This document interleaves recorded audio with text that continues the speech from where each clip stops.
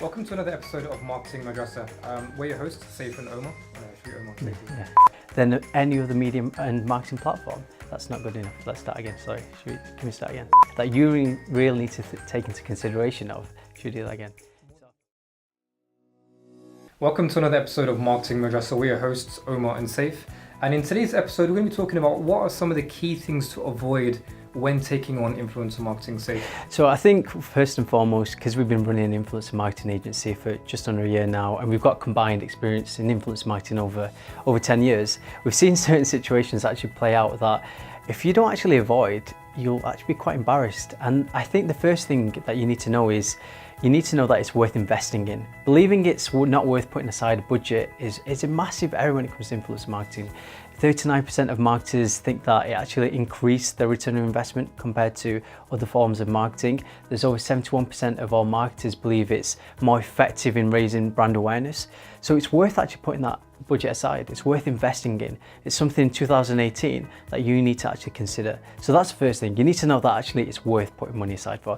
The second thing is actually you need to have a strategy for your influencer marketing campaign.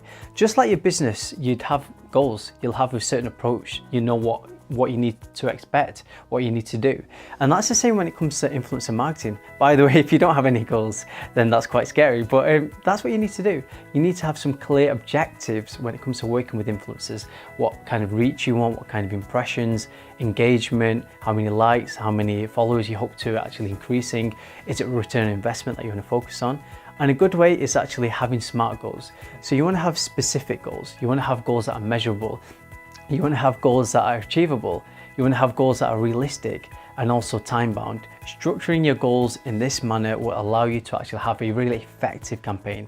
And that's what it's about. It's about having a campaign that when you put budget aside for, you know that it's going to result in something that will benefit your business. And that's important. Just going back to something that you said earlier, you mentioned ROI, but you also mentioned things like engagement, likes, comments, impressions.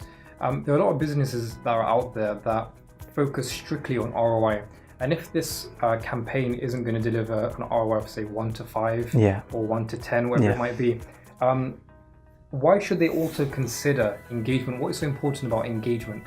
Well, in the end of the day, engagement is something that eventually generates loyal followers. So it takes about 6 to 8 touch points before a person is actually invested in your brand. So the way to actually structure an influencer marketing campaign needs to actually be based around those goals of, is it ROI? And if not ROI, it's brand awareness. And brand awareness means reach, engagement.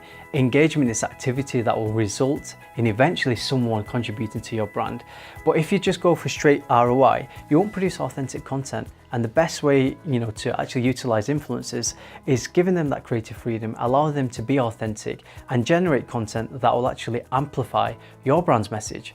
If they're actually producing content that gets more likes, more shares, more comments, then that will actually be cast wider to more audiences that will eventually result in more ROI. So it's important that you structure influencer marketing campaigns that way.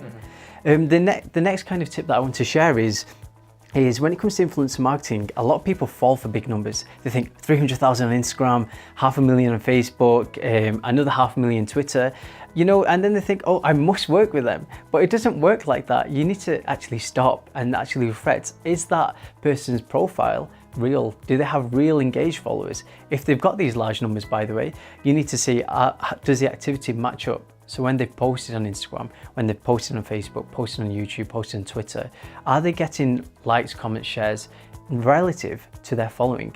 If they're not, then you need to run a mile, because unfortunately there exists these black hat tactics where people actually buy followers, and as such it's going to be more damaging to your brand.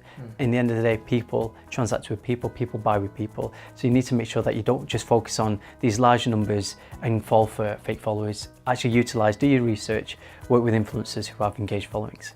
So another mistake that brands make is actually not focusing on the relationship side. And what I mean by that is actually seeing that relationship as transactional.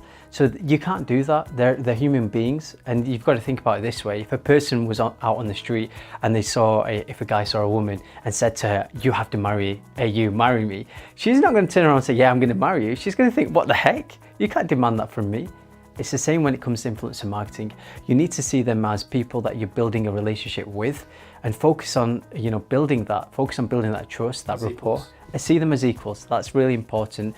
It starts with praising them. If they're an influencer, they're a person of influence for a reason. They've built a loyal following. They've worked hard to get to the position that they want to be and are in. So if you're actually going out to work with them, you're wanting to work with them for a reason. So actually recognize that. And in that, they'll respond by actually saying to you and be more inclined to wanting to work with you. And that's the most important thing, because they are now being seen as an equal. They're not seen as a transaction, and you've built that relationship. And the final thing is, when it comes to influencer marketing, unfortunately, a lot of people see it as transactional. A lot of brands see it as transactional. That's not the way it's supposed to be. It's people dealing with people. So you're a brand owner, you're an organization, but you're a person, you're a human being. But they're an influencer. A lot of people think the I pay you, so I own you mentality should exist. It shouldn't. People shouldn't be treated that way. Influencers are no different. If you're investing money in them, you need to see them as equals. It's a relationship, it's a partnership, and that way you won't restrict their creative freedom. They'll produce content that will actually resonate more with audiences, actually create more engagement, more likes, more shares, because they've been valued. And that's what it's about. Influencer marketing it's value-based marketing. You're basing that on trust, and through that, you're developing a brand affinity for your brand. They're going out creating the content, but they're doing you the favor as well. You're not just because you're paying them doesn't mean that you own them. They're working with you, and you need to treat it in that manner. Thank you very much, Saif. There's some really valuable information there. We hope you enjoyed today's episode. Let us know in the comments below what you learned, or anything that you would like to feed back to us. Until next time, see you soon.